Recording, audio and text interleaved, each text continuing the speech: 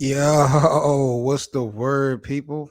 Good afternoon. Happy Sunday to the NBA community. Welcome back to the Best of Seven Sports Talk, man. Y'all already know the vibes, how we giving it up, man. We got to talk about what's going down in the National Basketball Association, man. Salute to all the supporters doing the live stream thing right now. We on YouTube as well as Facebook, and I believe we are also streaming on the Twitter account.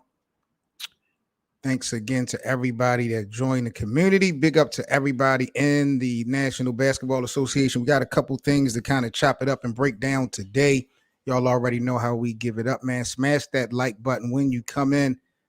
First things first, man, let's talk about this new acquisition by the Phoenix Suns earlier today, man. We got to get into it. So, Adrian Wojnarowski had reported earlier, according to sources, free agent Bol Bol from the Orlando Magic. He had agreed on a one-year deal with the Phoenix Suns. 23 years old, Bol had his best year of his career last season all across the board playing with the Orlando Magic. Phoenix had also traded Cam Payne to San Antonio for some money as well as draft picks. But the big thing and the big news today was Bol Bol going to the Phoenix Suns. Now, what do I think about Bol Bol going to the Phoenix Suns? I like the move. I really like the move. I've always liked Bol Bol. I thought he's always been a solid player. You know, his frame is kind of small, but that's not abnormal in the NBA. We've seen guys come in with small frames, build up a little bit. Kevin Durant comes to mind immediately, how small he was coming out of Texas. He put on some weight, one of the best players we have in the game. Giannis, I think at one point people kind of questioned his frame, and, you know, Giannis has definitely bulked up. So when it comes to the body frame of Bol Bol, I think, you know, he'll get to where he needs to be. But as far as the skill set, I think that it's really a plus for the Phoenix Suns for the simple fact that he brings an element of defense that Phoenix is going to need.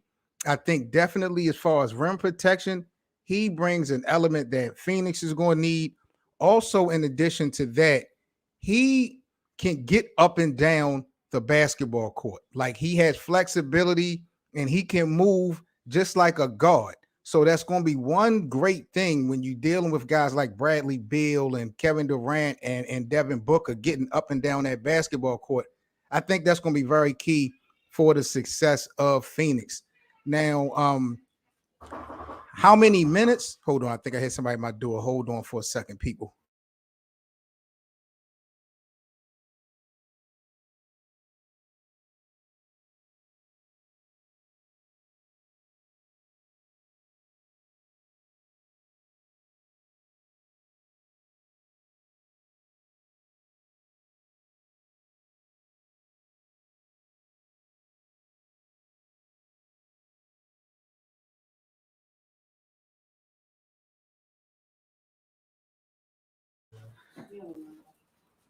Man, my bad, people, my bad. So, like I was saying, when it comes to Bol Bol and this addition to Phoenix, like I say, bro, I like it. I think, you know, the size he brings to the table, they're going to need some size. You can't put everything on DeAndre Ayton right now, in my opinion. He's going to have to play a pivotal role in the success of Phoenix. There's no doubt about that. But the end all be all cannot be DeAndre Ayton. Bol Bol, I believe last year he averaged about 21 points, 21, 22 minutes per game. That was the highest of his career. So I anticipate him making pivotal moves for the Phoenix Suns, really on both ends of the court, to be honest. Diesel in the building. What's up, my G? Yeah, man, I'm talking about this trade. I mean, this addition in free agency from Phoenix, picking up Bol Bol. Like I said, I like the move, to be honest. I like his skill set. I really like his skill set. And you look at the minutes that he brought to the table for Orlando last year, that's going to definitely help Phoenix. If you got an inconsistent type of DeAndre Ayton, points per game, stuff like that, like I don't really think that's going to be needed when we talk about Bol Bol and the Phoenix Suns. Offensively, they already have the firepower. I don't know how it's going to work with Phoenix. The biggest question that a lot of people are asking now that this has happened is Phoenix going to be the favorite coming out of the West and stuff like that? Like, I don't know. I'm going to be totally honest. I can't really say that they automatically are favorite. They are one of the deepest teams in the league. I'll give them that. I don't know if they are the most talented team in the NBA. Like, a lot of these guys still got something to prove. If I'm not mistaken, when I look at it, I think KD is the only champion on the roster. DeAndre Ayton and Devin Booker now are the only two players from that 2021 Phoenix Suns team that actually went to the NBA Finals. So seeing that they picked up this guy this morning, I think was a pretty good move, because I would have loved to see Bol Bol with the Lakers. I definitely was hoping that we could have picked him up. Like I said, I've been following him for the last couple years, and I like his trajectory. I really do. I think at the end of the day, we will probably, especially like this upcoming season, we'll probably hear conversations about Bol Bol, like in talks with Chet Holmgren and Victor Wembanyama, as far as small frame players in the NBA that's going to have some type of impact. So I do like the addition to Phoenix, getting him. It doesn't mean anything to me as far as do they win a championship or they favorite, because I feel like Phoenix still got problems. Phoenix still got a lot of concerns. Frank Vogel is my main concern. You know, shout out to my guy Showtime here on YouTube. I just was on his show and we was talking about this Bol Bol move, and we was talking about the Phoenix Suns and how this addition helps them to be favorites in the Western Conference. And I was just trying to explain, like, yo, can Frank Vogel get DeAndre Ayton in line? Will DeAndre Ayton buy into Frank Vogel? Then you got guys like Kevin Durant and Bradley Beal, John Wall, Devin Booker. You got a lot of different personalities on this basketball team. Now, I know back in 2020, you know, Frank Vogel did win the finals with LeBron and AD. Those are two personalities, but I don't really take LeBron or Anthony Davis to be having like disruptive types of personalities and behaviors and stuff like that. The only person that I saw kind of give Frank Vogel a hard way to go in Los Angeles was Dwight Howard.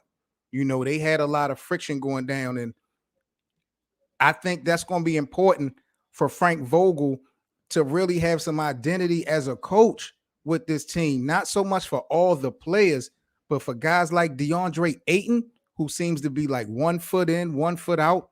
Like he's going to have to buy into the system that Frank Vogel is bringing to the table. And what I mean by that is you're going to have guys like Kevin Durant, Devin Booker, Bradley Beal. From the start of the game, sometimes these guys are going to have to take a back seat to make sure that DeAndre Ayton is involved in the games, not so much by production, but just feel like he is a part of the game. You cannot afford to not have DeAndre Ayton, you know, given his full potential and his full commitment.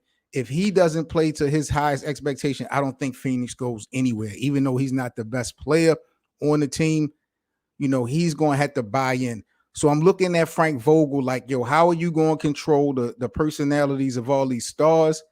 How you going to get DeAndre Ayton to buy in? Then you got guys like John Wall coming off the bench. John Wall has had a little bit of history of an attitude as well. So there's a lot of challenges still when we talk about the Phoenix Suns, not just from a player standpoint or a roster standpoint. I think Frank Vogel is going to have show that he's like a real deal as a head coach. These will say KD, D Book, Beal, and Ayton is more than enough for a chip. You think so? You really think so? I mean, look, it's a good lineup. It's a bunch of good pieces. I'll give them that. And getting rid of campaign, they was able to free up, I think, like $15 million in luxury tax right before they signed Bol Bol. And then I think the Phoenix Suns, they have like 6 second-round draft picks. So they still could do some things, some smaller things to even improve their roster even more. You got to kind of wonder, what does Phoenix need at this point? I definitely think you're going to need some type of defensive presence. You do have DeAndre Ayton. You do have Bol Bol. But I think you just need some tough guys to sign on. Like I said, offense. I think John Wall is on Phoenix. You know what I'm saying? And they got Eric Gordon. I think Eric Gordon is on the Phoenix Suns coming off of the bench as well. My thing, though, is not DeAndre Ayton, Bradley Beal, and Devin Booker. This is another reason why I'm not sure if this thing going to work, because somebody going to have to sacrifice between those two guys. You got Devin Booker, who has been there longer just about than any of them other guys, and he's never really been the number one to me. And now he's still not going to be number one, but we know what he has brought to the table, what he brings offensively. You got Bradley Beal, who has that similar type of mindset. And yeah, we seen Bradley Beal take a back door to John Wall, even kind of took a back door to Russell Westbrook in Washington. But I don't think Bradley Beal even thought that they were going to have any types of chances of winning in Washington. So as long as he was getting his money, I don't think he really cared so much. But this is going to be a little bit different in Phoenix, because somebody is going to have to sacrifice. Who's going to be the facilitator on this team? Who's going to be the true point guard on this team? Who's going to be the real leader of the Phoenix Suns? Run down the starting five, run down the lineup, run down the coach. Who really has the cachet and the experience to be the real leader of the Phoenix Suns? Devin Booker is not a leader to me. Frank Vogel, yes, he's a championship head coach, but again, he's going to have to prove to me that he can get guys in line like DeAndre Ayton, because that's going to be important for the success of Phoenix. Frank Vogel's going to have to show me that he's able to, balance this thing out with Devin Booker as well as Bradley Beal. Bradley Beal is definitely nice. I'm not taking nothing away from him individually, but you can't expect Bradley Beal to play the same way he was playing in Washington and Phoenix, and then turn around and expect, Devin Booker to continue to play the same way. And then you got Kevin Durant. So one of those guys between Book and Beal, they're going to have to sacrifice a little something. You know what I mean? And I think it's definitely going to be points. It's definitely going to be points. But I don't know who's the real leader of the Phoenix Suns. KD, I feel like Kevin Durant, even though he says he doesn't want to be a leader, a lot of people feel like Kevin Durant is not a leader, but he has to be the leader, bro, because if it's not KD, then who would lead the Phoenix Suns to the promised land? They don't have anybody on that roster to me that could be a defined leader other than Kevin Durant, whether he likes it or not, or whether he wants to be or not.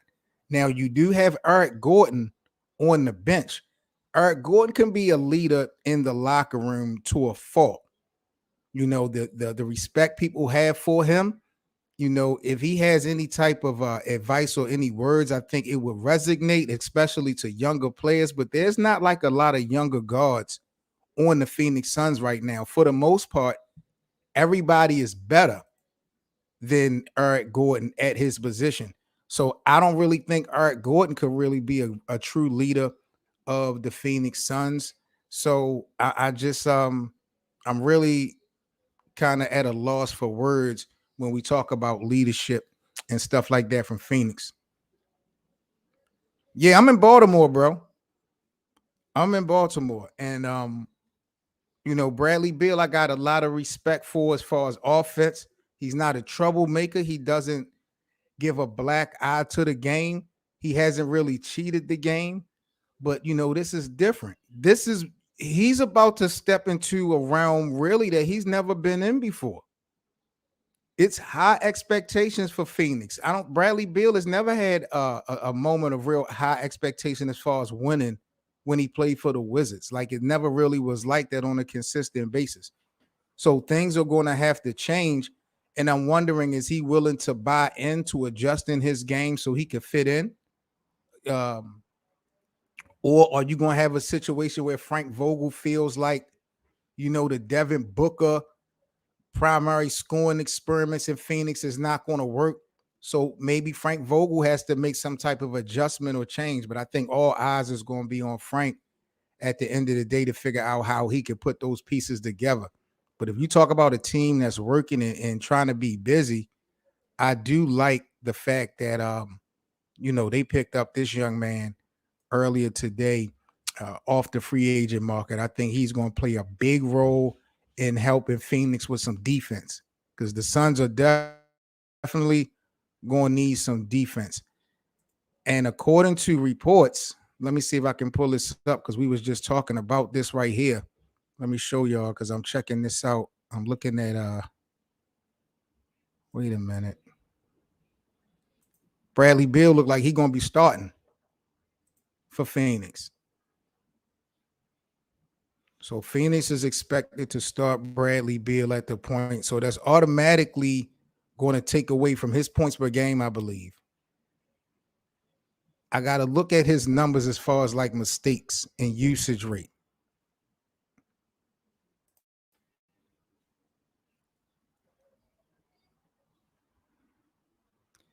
Devin Booker. Yeah, Devin Booker, he thought this is crazy. This is the second topic we're going to talk about my boy LeBron changing his jersey number. But let me see what else I can find on Bol Bol before we switch topics. Them is my major concerns. I like the move, getting Bol Bol into Phoenix. I like them freeing up a couple dollars in the luxury tax by getting rid of campaign. But at the end of the day, man, I don't know how much this is really going to equate to a championship. This to me doesn't make them a championship favorite in the West. This they just got too much to, in my eyes, to prove. But Bol Bol is a very impressive player. I cannot take nothing away from this young man. And what is he, 23 years old? Bol Bol is 23 years old. He signed this 1 year deal. So last year, what was his numbers? 9 points per game, 6 rebounds. He averaged 1.1 blocks in about 22 minutes with the Orlando Magic. So, okay. I can kind of dig that. I'm not mad at that at all. I like that.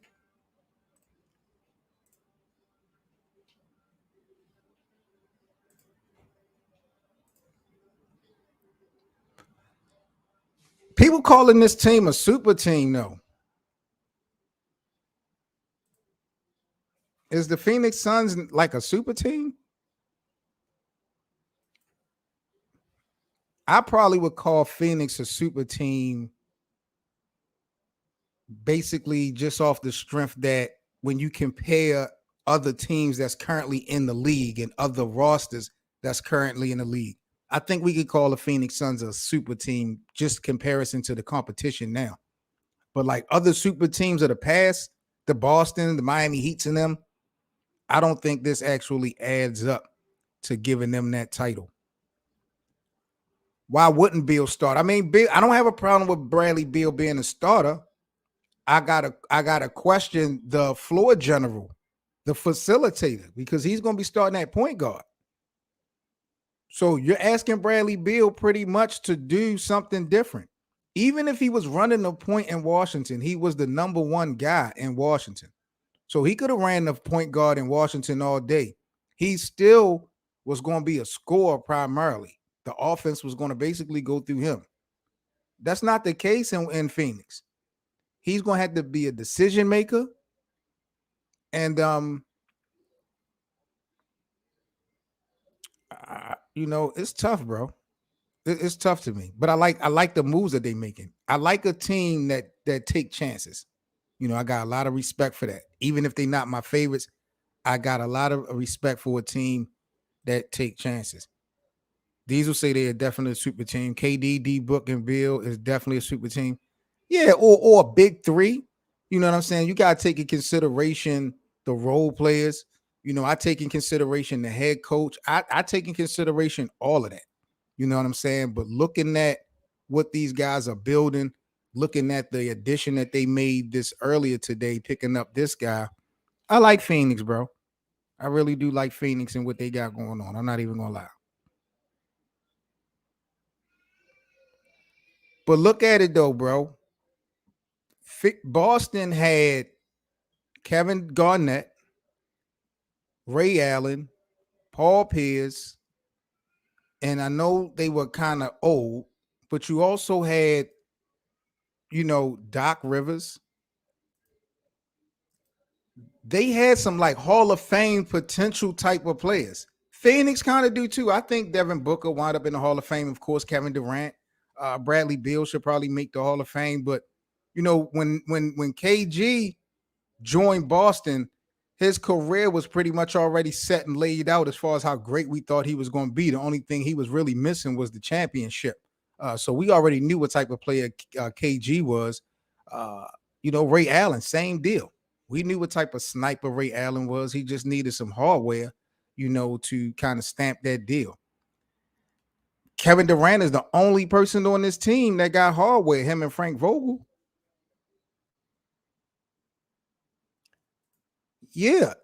I don't understand how this is a recipe for success. Having three aggressive offensive players in the lack of defense. Because we do know this is not the NFL. In the NBA, defense wins championships. Everybody know the game slows down tremendously in April when the playoff starts. You facing the same team in the best of 7 series, so they able to study everything. It turns more into a half court game. I don't think Phoenix can ride their way to a Larry O'Brien NBA championship trophy just off of the offense of KD and Devin and Bradley Beal, because you're not. What we can't forget is that I doubt it if you're going to get the same offensive production from all three guys that you've been seeing. It's going to be really impossible for you to get the same Devin Booker and the same Bradley Beal. And now Bradley Beal is starting at the point guard, so we know his points are going to get adjusted. That's, you know what I'm saying? That's just one thing. And you still need defense. You're going to have DeAndre Ayton not have all this attitude. He's going to really have to try to buy into it. And this is my thing. Imagine, and it probably wouldn't have worked, but how comfortable would Phoenix look if they had Chris Paul still right now? If you had Chris Paul at the point guard and everybody else that they have, then I think you are a clear favorite to not only make it to the NBA Finals, I think you're a clear favorite to win the NBA Finals, because you could then have Chris Paul at the 1, Bradley Beal at the 2,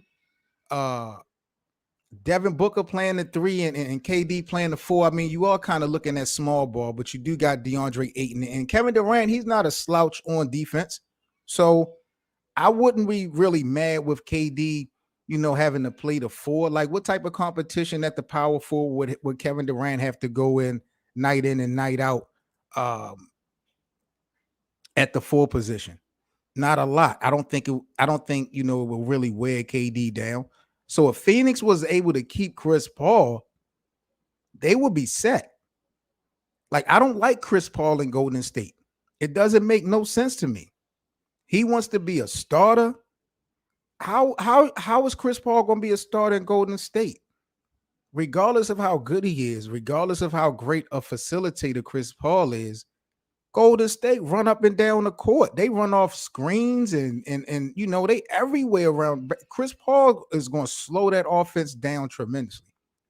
You know what I'm saying? I don't know what he's going to do with the second unit, but I don't like the fact that Chris Paul is now with Golden State, bro. If I wish they was able to keep him in Dallas. I mean, not in Dallas, in Phoenix. If they was able to keep him in Phoenix, but look, and you're right, CP3 got a tendency to be hurt. But if you got the guys that Phoenix has, you could afford Chris Paul if he goes down towards the end of the season. You could afford that. I think you could afford that.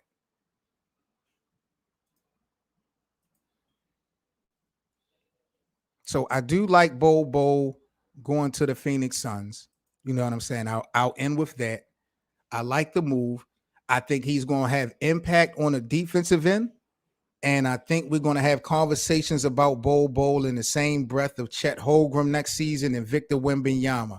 We're going to have these conversations about these small frame guys that are able to get up and down the court. I think that's going to be a big advantage for Phoenix. But I don't see Phoenix as right now being a favorite coming out of the Western Conference because I feel like they still got a lot of pieces that needs to be assessed, mainly leadership and coaching. Like getting rid of Monty Williams, firing Coach Monty Williams, I think was a big risk.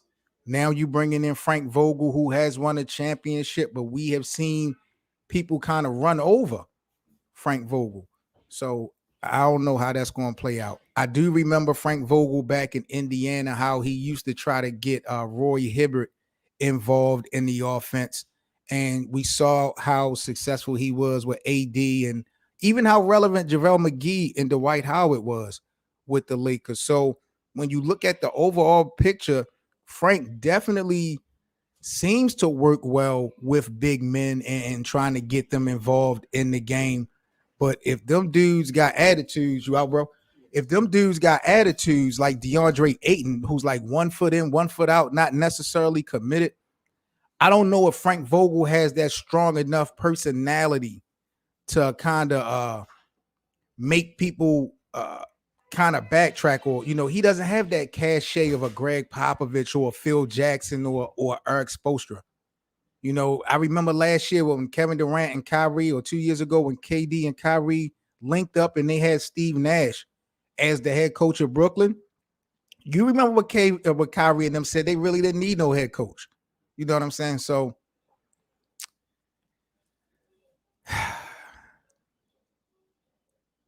Phoenix has to immediately contact Mario Chalmers and pursue him aggressively. Mario Chalmers can't even beat Cameron. They don't need no damn Mario Chalmers. He can't even beat Cameron. They had to get rid of Monty because our big man and him wasn't getting along. So you think Frank Vogel is going to be the answer to that? That's what I'm saying. Like DeAndre Ayton to me is going to be able to run over top of Frank Vogel. Frank Vogel doesn't give me that conviction of a no tolerance head coach like Ime Udoka. You can tell Ime Udoka ain't going to stand for a lot of stupid stuff that happened in Houston. Like he going to be G-checking Dillon Brooks from the door. So we ain't going to have a lot of the stupid stuff that we had from Dillon Brooks in Memphis happening in Houston because Ime Udoka is not built like that. He's built totally different. Even though Frank Vogel is respected for what he's been able to accomplish and, being a defensive minded coach, I don't have a history, or I don't know a history of Frank Vogel being able to really control them type of personalities that could be a distraction in the locker room. That's the thing. Vogel is underrated. Braun just got tired of him. I mean, Frank Vogel had his chance in Indiana to do some things, you know what I mean? But he kept running into LeBron. So that's just how that was. This will be actually perfect. This would actually be perfect if Phoenix was able to get somebody like Rajon Rondo. Rondo would definitely be perfect, bro.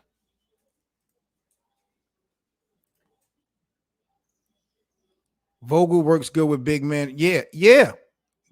But Mo, what happened with him and Dwight Howard in this same year that you talking about? Remember all the back and forth that he had with Dwight Howard? You know what I'm saying? So just as many good situations we could put Frank Vogel in, there's also some other questionable moments and situations that, Frank Vogel has kind of experienced. Ime Udoka going to have trouble in Houston. Them chicks are extreme. Yo, I hope, I really hope that Ime Udoka is focused and he don't find himself in another similar situation because he probably is on his last strike. I'm going to keep it real. Let's jump into the next topic, man, real quick before we get up out of here. Topic number 2, we got to talk about the king. Y'all know we can't leave without the king. Let me go ahead and again, I'll drop the link in the live chat. If anybody want to come up with your thoughts and opinions, you're welcome to join me. But let's talk about the news coming out of LA. LeBron James, LBJ is going to be switching his jersey back to number 23 next year out of respect for Bill Russell, whose number 6 was retired league-wide back in last August. Now, I'm a little bit confused about year 21, man. LBJ, LeBron James, back at number 23. I think LeBron going to have an outstanding season. I really do.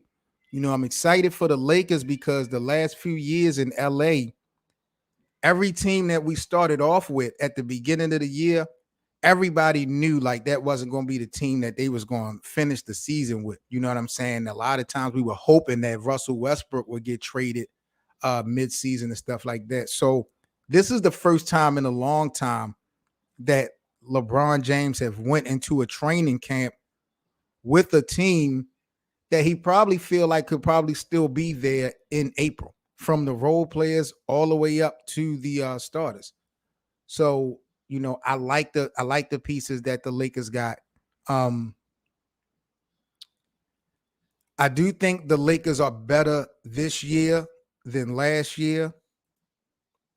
I can't favor them to win anything right now. Not right now. I'm going to always have LeBron James back. I'm always going to, give him his flowers. But you're going to need a lot for them guys to beat Denver, or for them guys to beat Golden State again, or for those guys to beat Phoenix in a best of 7 series. And don't let James Harden go to the Clippers. That's just a whole other problem.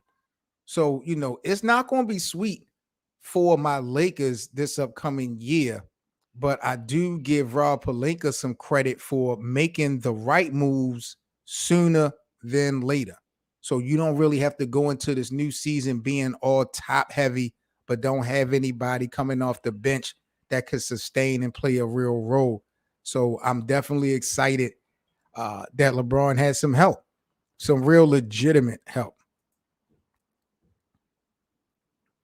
And I ain't mad at that. I ain't mad at Braun sticking around for Bronny. I would have an attitude if he was not being productive. Look at LeBron numbers from last year, though, bro. LeBron got pop. He got it popping last year. I see the biggest hater. My brother Scrub Zero is in the building. I see the biggest hater. Hey, Scrub, what you think about LeBron going back to 23?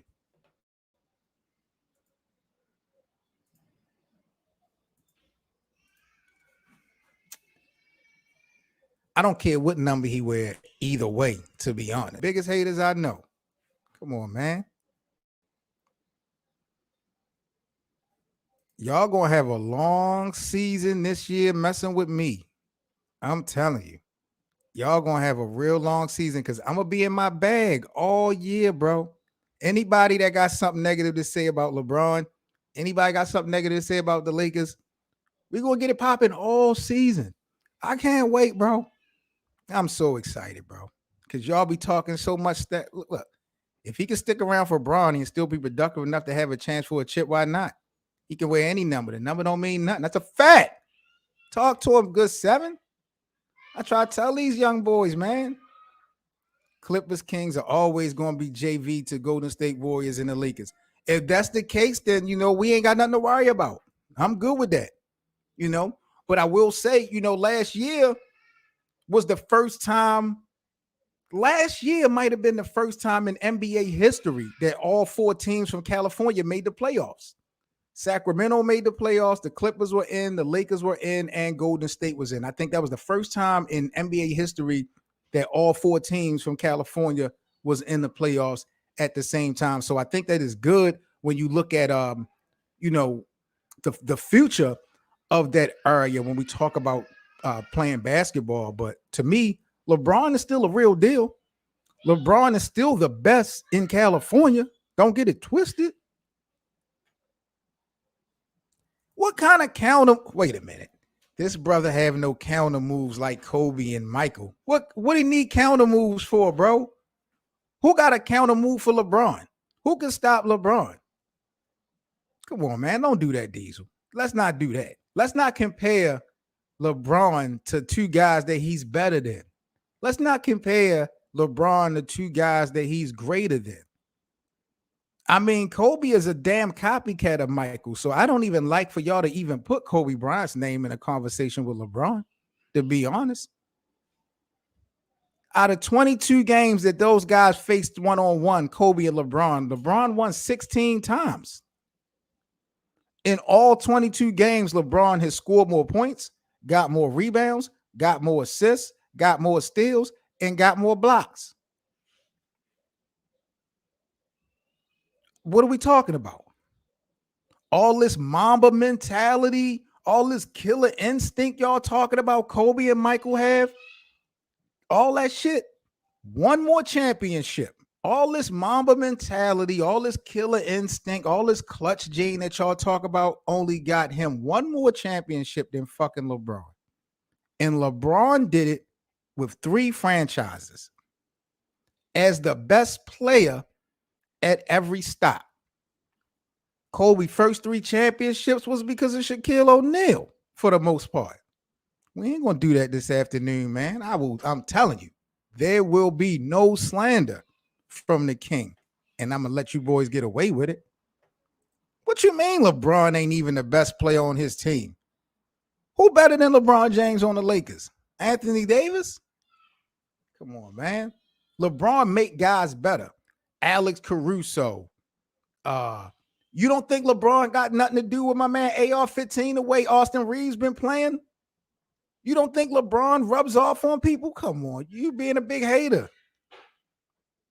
LeBron hasn't been the best player in LA since what? My God. Do you know what this guy averaged last season, bro?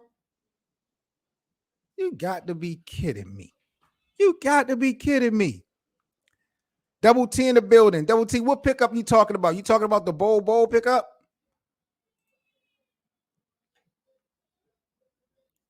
Man, please. Y'all are tripping. Brown played with 30 Hall of Famers. So what? What that mean? Man, it's all good.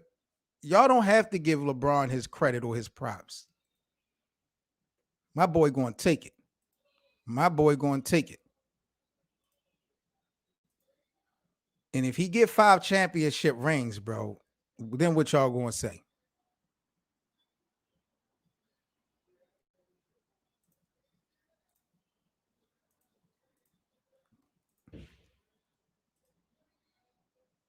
How? Wait a minute. Scrubs say, I keep giving him stats because that's all LeBron has. We know his game. Really? So all LeBron has is stats. So LeBron, wait a minute, scrub. LeBron ain't no leader. Sit up here and tell me LeBron James is not a leader. You need to stop it, bro. Laurie in the building. Salute to my brothers in the Basement Sport Podcast in the building, man. You see my boy LeBron James going back to 23, man. You see it. LeBron keeps begging for respect from people who don't respect him. Because it's sad, bro. This guy haven't cheated the game. Like, y'all praise Michael Jordan, a nigga who cheated, a nigga who quit. When Michael Jordan, when y'all praise Kobe, Kobe quitted on his team, demanded trades and all types of stuff. LeBron ain't never do that. LeBron played out every contract, but y'all praise these other niggas. Yeah, Michael got 6. Michael got 6. Look at the competition Michael Jordan had to face in the finals versus the competition that LeBron had to face. LeBron had to kind of like beat dynasties in order to win championships. San Antonio, Golden State. What dynasty did Michael Jordan have to go through to win a championship? Utah ain't never win anything. Barkley and Phoenix ain't never win anything. The Lakers, they were done. Portland, I don't think Portland been back to the finals since 1992.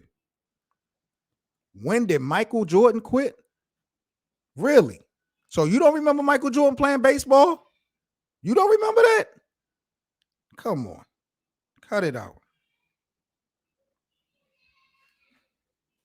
You are bugged out. I see you ain't asked me when Kobe Bryant quit, though. You ain't asked that question. How LeBron stay cheating the game, bro? Really? How does LeBron James stay cheating the game? This man has played out all his contracts. He has put other players in the NBA in position to take control of their own destiny and their own career. If it wasn't for LeBron, you think we would have had like KD going to Golden State and James Harden being able to do this, that, and the third? Like, LeBron set the tone for all this stuff that we love right now in basketball. LeBron set the tone for that, but we ain't going to give him no credit. Bro, you tripping. You are tripping. But it's all good because the real 23 is at it this season. The real 23 is back at it this season. That's all I got to say about that, man. That's all I got to say about that. Like, comment, and subscribe to the channel. Y'all already know what it is, man. I'm Seven Mitchell. This is the Best of Seven Sports Talk. I appreciate you guys coming and joining me this afternoon for this little brief conversation about the addition of Bol Bol to the Phoenix Suns, a 1-year deal. Phoenix has also got rid of Campaign. They traded him to the San Antonio Spurs to join Victor Wembanyama. Now, getting rid of Campaign, the Phoenix Suns was able to save like $15 million in luxury tax. And they do have, I believe, 6 second-round picks still under their belt. So Phoenix, even though they stacked, even though people feel like the Phoenix Suns are the deepest team in the NBA, they still might not be done, y'all. I'm just keeping it real. They still have an opportunity to make some other moves and stuff like that. But, you know, my main concern with the Phoenix Suns is Frank Vogel. And now that you got Bradley Beal running a point guard, like, how is that going to work? You know what I'm saying? Like, and DeAndre Ayton, you know, it's a lot. It's a lot. But salute to my guys. Big up to Seven. My guy Scrub in the building. Diesel, big up to you. Good Seven, my dog. Big up to all y'all. Shout out to my brother Laurie from In the Basement Sports Podcast as well. Double T, big up to Double T in the building for joining me. I'll be back at you guys later on this afternoon with another live stream. You know, Bradley Beal, and I'm not saying that he can't run the point guard, but even if he ran the point guard in Washington, he was the primary offensive focal point in Washington. That ain't going to be the case in Phoenix. So he's going to have to take a back seat to scoring. He's going to have to be labeled as a real facilitator. And he can't afford to make mistakes, because one thing that Chris Paul wasn't doing and really never does is make mistakes at that position. So all of that, bro, is going to be key. I'm not really sure, Double T. I got to do better with coming up with a schedule. Like, you'll find me going live like 2, 3, 4 different times throughout the day. So if you're subscribed to this channel, hit that notification bell, and it should advise you guys the next time I'll be going live. But I'll definitely be at you guys a little bit later on this afternoon, because we got so much more to talk about in the NBA, man. If you guys enjoy daily NBA content, just another quick reminder to follow me everywhere on social media. Y'all already know how we give it up. Let me get up out of here, man, and I will holler at you boys in a few. Stay safe, y'all. I'm out. Peace.